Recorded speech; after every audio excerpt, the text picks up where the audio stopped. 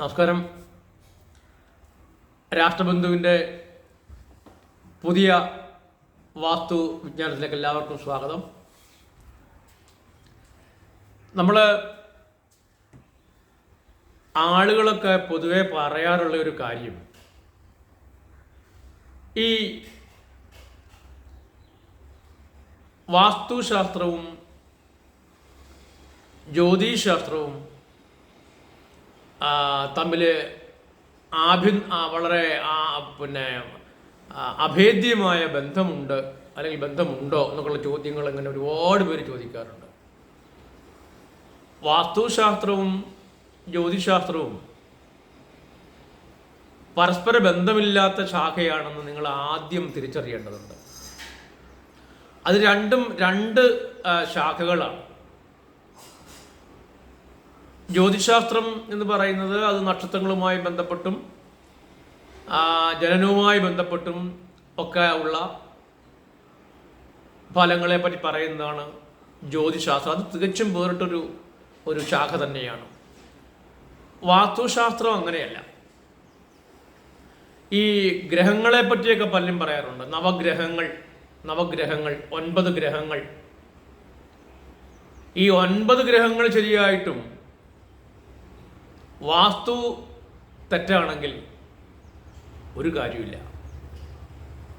മറിച്ചോ എല്ലാം ഒരു വീട്, നല്ല ഒരു വീട്ടിലാണ് നമ്മൾ താമസിക്കുന്നതെങ്കിൽ വാസ്തുശാസ്ത്രപരമായി ഒരു 80% പൂർണ്ണതയുള്ള ഒരു വീട്ടിലാണ് നമ്മൾ താമസിക്കുന്നതെങ്കിൽ ശനിദോഷം പോലും ബാധിക്കുന്നില്ല എന്നുള്ളതാണ് തെളിവ്. എത്ര ദോഷമുണ്ടെങ്കിലും ഒരു ദോഷങ്ങളും നല്ല വസ്തുവിൽ താമസിക്കുകയാണെങ്കിൽ ബാധിക്കില്ല. അത് വളരെ ഗൗരവമായി, വളരെ അടിസ്ഥാനപരമായി നിങ്ങൾ ഓരോരുത്തരും അറിഞ്ഞിരിക്കേണ്ട കാര്യമാണ്. ഗൃഹങ്ങൾ നന്നായി വെച്ച് അതിൽ താമസിച്ചാൽ വലിയ പ്രതിസന്ധികളില്ലാതെ, മഹാരോഗങ്ങളില്ലാതെ, വലിയ ജീവിത ദുഃഖങ്ങളില്ലാതെ മുന്നോട്ട് പോകാൻ കഴിയും. വേറെ എന്ത് ശരിയായിട്ടും കാര്യമില്ല. നമ്മൾ താമസിക്കുന്ന വീട് ശരിയാകണം. അതിൻ്റെ ഓരോ അണുവും ശരിയാവണം. വലിയ വീടായിരുന്നിട്ടോ ചെറിയ വീടായതുകൊണ്ടോ കാര്യമില്ല. എത്ര ചെറിയ വീടായാലും, എത്ര വലിയ വീടായാലും, എത്ര ചെറിയ വ്യാപാര സ്ഥാപനമായാലും, എത്ര വലിയ വ്യാപാര സ്ഥാപനമായാലും അത് വാസ്തുശാസ്ത്ര പ്രകാരമായി തന്നെ ക്രമപ്പെടുത്തേണ്ടതാണ്. ഇന്ന് നമ്മൾ അത്തരം ഒരു വിഷയമാണ് നമ്മൾ ഡിസ്കസ് ചെയ്യുന്നത്. അതായത് നമ്മൾ നല്ലൊരു വീട് വെച്ചെന്നിരിക്കട്ടെ, ചെറുതോ വലുതോ ആയിക്കൊള്ളട്ടെ, അതിൻ്റെ ഒരു കതകിന് അല്ലെങ്കിൽ ഒരു ജനലിന് പോലും വലിയ പ്രാധാന്യമുണ്ട്. കിഴക്കോട്ട് നിൽക്കുന്ന വീടാണ് എല്ലാം കൊണ്ടും ഗംഭീരമാണ് എന്നും പറഞ്ഞിട്ടൊക്കെയാണ് ചില ആളുകൾ വിളിക്കുന്നത് തന്നെ. എങ്കിലും അങ്ങൊന്ന് നോക്കണം എന്ന് പറയുന്ന ആളുകളുണ്ട്. എൻ്റെ വീട് കിഴക്കോട്ട് നിൽക്കുന്നതാണ്, വാസ്തുപരമായിട്ടൊരാൾ നോക്കി വെച്ചതാണ്, എന്നാലും അത് നോക്കണമെന്ന് പറഞ്ഞൊക്കെ വിളിക്കുമ്പോഴും നമ്മൾ പോകുമ്പോൾ കണ്ട ഓരോരോ കാഴ്ചകളാണ് നിങ്ങളുമായി പങ്കുവയ്ക്കുന്നത്. പലപ്പോഴും നമ്മൾ കിഴക്കോട്ട് വീട് വയ്ക്കുന്നു. കിഴക്കോട്ട് വീട് വയ്ക്കുമ്പോൾ പലയിടങ്ങളിലും സംഭവിക്കാറുള്ള, കിഴക്കോട്ട് നിൽക്കുന്ന വീടോ തെക്കോട്ട് നിൽക്കുന്ന വീടുകൾക്കാണ് ഏറ്റവും കൂടുതലായിട്ട് അങ്ങനെ അബദ്ധങ്ങൾ പറ്റാറുള്ളത്. ഒരു വീട്ടിലെ ആ ഒരൊറ്റ കതകോ ഒരു ജനാലയോ മതി അവിടെ കലഹങ്ങളും കടങ്ങളും ബാധ്യതകളും നഷ്ടങ്ങളുമൊക്കെ വന്ന് പെടുന്നത് കാണാം. കിഴക്കോട്ട് നിൽക്കുന്ന വീടാണെങ്കിൽ പോലും ഒരുപാട് വീടുകളിലെ ഒട്ടേറെ സ്ഥലങ്ങളിൽ കണ്ട ഒരു വലിയ അപാകം തെക്ക് കിഴക്ക് ഭാഗത്ത് പ്രധാന വാതിലും തെക്ക് കിഴക്ക് ഭാഗത്ത് സിറ്റ് ഔട്ടും വന്നതാണ്. ഒട്ടനവധി വീടുകൾ കേരളത്തിൽ നിന്നല്ല, കേരളത്തിന് പുറത്തും കേരളത്തിൻ്റെ ഈ ഡൽഹിയിലടക്കമുള്ള ഇന്ത്യയിലെ പല സ്ഥലങ്ങളിലും ഇങ്ങനെ കാണാറുണ്ട്. വീട് കിഴക്കോട്ടാണ് വെച്ചേക്കുന്നത്.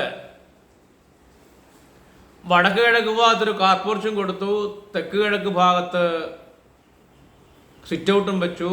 പ്രധാന വാതിൽ എവിടെ വെച്ചു? തെക്ക് കിഴക്ക് പ്രധാന വാതിൽ, അല്ലെങ്കിൽ തെക്ക് കിഴക്ക് ഭാഗത്ത് തന്നെ ജനാലയും വെച്ചു കൊടുത്തു. ഇങ്ങനെയുള്ള വീടുകൾ നിങ്ങൾ എടുത്തു നോക്കൂ. ഈ വീഡിയോ കണ്ടുകൊണ്ടിരിക്കുന്ന എത്രയെങ്കിലും ആളുകളുടെ വീട്ടിലിങ്ങനെ ഉണ്ടാവാം. തെക്ക് കിഴക്ക് വശം എന്ന് പറയുന്നത് അത് അഗ്നിമൂലയാണ്. നമുക്ക് മൊത്തം വീടിന് 4 മൂലകൾ മതിയാവും.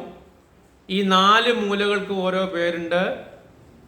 തെക്ക് കിഴക്ക് വശം അഗ്നിമൂല, തെക്ക് പടിഞ്ഞാറ് വശം കന്നിമൂല, വടക്ക് പടിഞ്ഞാറ് വശം വായുമൂല, വടക്ക് കിഴക്ക് വശം ഈശാനമൂല. ഇതിൽ ഈ അഗ്നിമൂലയെ പറ്റിയാണ് ഞാൻ പറഞ്ഞു വരുന്നത്. തെക്ക് കിഴക്ക് ഭാഗത്ത് ഒരു വീടിൻ്റെ പ്രധാന വാതിലോ ഒരു കതകോ അവിടെ സിറ്റ് ഔട്ടോ വന്നാൽ മതി.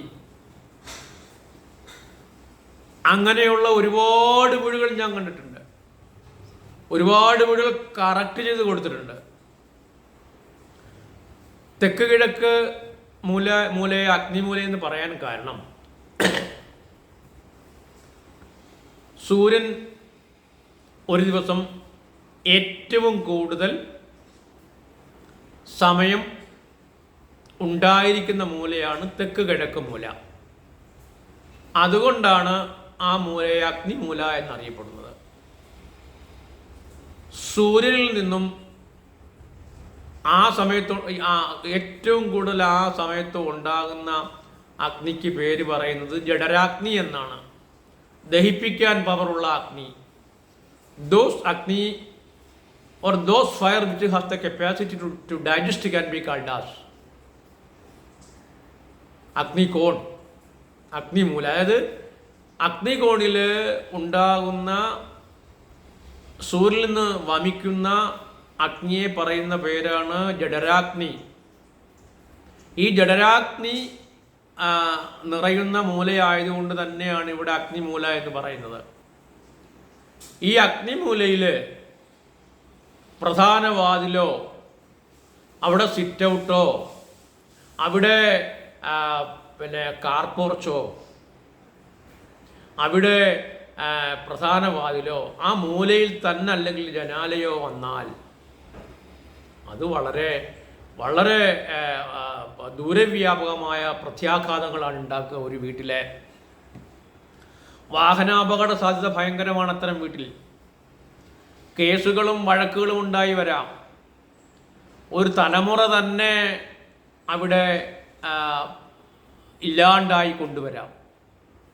ഒരു തലമുറ തന്നെ അവിടെ ഇല്ലാതാകുകയും അല്ലെങ്കിൽ തലമുറയ്ക്ക് അടുത്ത ജനറേഷന് പ്രതിസന്ധികൾ വന്നുപെടുകയും കടങ്ങൾ വരികയും കേസുകൾ ഉണ്ടാകുകയോ വാഹനാപകടങ്ങൾ ഉണ്ടാകുകയോ ഒക്കെ ചെയ്യാനിടയാകാം.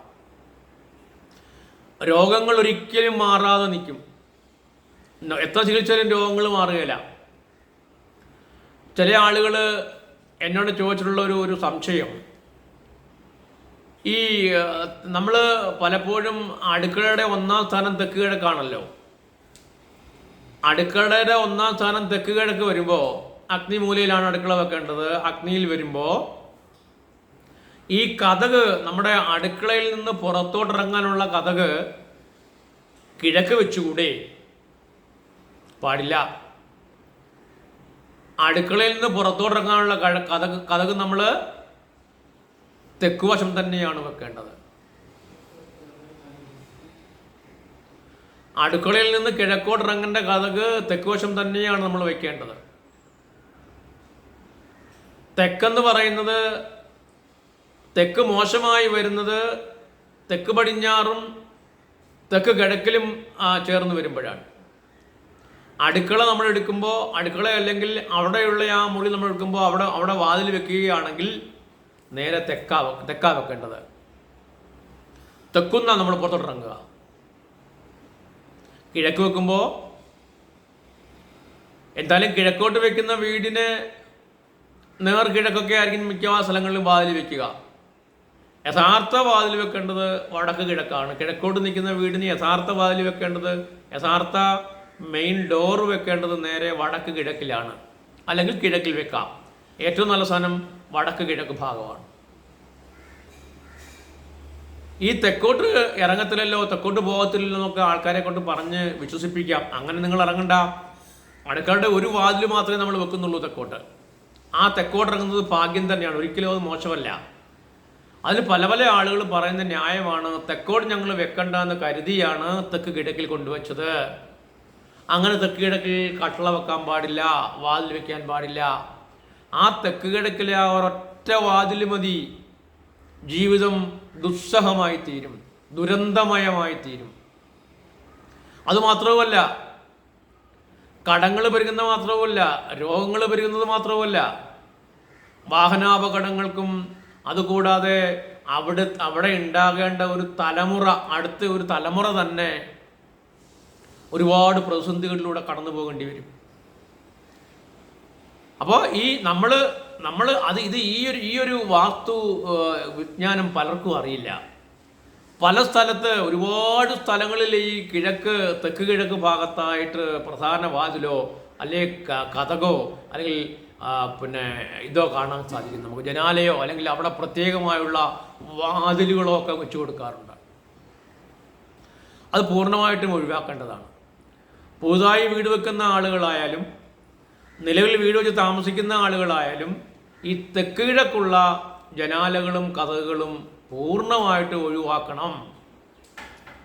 തെക്ക് കിഴക്കുള്ള കതക് നിങ്ങളുടെ വീട്ടിൽ വേറെ ഏതൊക്കെ ഭാഗത്ത് എത്ര ഗുണകരമായ വാസ്തു ശരിയായി ഉണ്ടായാലും, നിങ്ങളുടെ വീടിൻ്റെ ഏത് വശത്ത് എത്ര രീതിയിൽ, എത്ര മെച്ചപ്പെട്ട രീതിയിലാണെന്ന് വെച്ചാലും നിങ്ങളുടെ വാസ്തു വന്നിട്ടുണ്ടെങ്കിൽ ഒരു ഫലവും ഇല്ല. ഈ തെക്ക് കിഴക്ക് ഭാഗത്തെ നിർമ്മാണം മോശമാണെങ്കിൽ അവിടെ കിടന്ന് അനുഭവിക്കാൻ ബാക്കി ഉണ്ടാവില്ല. വിവാഹബന്ധങ്ങൾ മുടങ്ങാം, വിവാഹബന്ധങ്ങൾ അറ്റുപോകാം, വിവാഹബന്ധങ്ങൾ നടക്കുന്നത് വൈകാം. ആ വീട്ടിൽ പുതിയ കുഞ്ഞുങ്ങൾ ഉണ്ടാകുന്നത് ഒഴിവാകും. വഴക്കുകളും പ്രതിസന്ധികളും നഷ്ടങ്ങളും ബന്ധങ്ങളില്ലാതാകലും കേസുകളും ഒക്കെയാവും അവിടുത്തെ ഏറ്റവും ഏറ്റവും കൃത്യമായി കിട്ടുന്ന ഫലങ്ങൾ. നല്ല ഫലങ്ങൾ അവിടെ ഉണ്ടാകില്ല, മോശം ഫലങ്ങൾ മാത്രമേ അവിടെ ഉണ്ടാകുകയുള്ളൂ. അപ്പോൾ നിങ്ങളെല്ലാവരും അതിന് പിന്തിരിയണം. അങ്ങനെ കഥ വന്നിട്ടുണ്ടെങ്കിൽ ഉറപ്പായി മാറ്റേണ്ടതാണ്.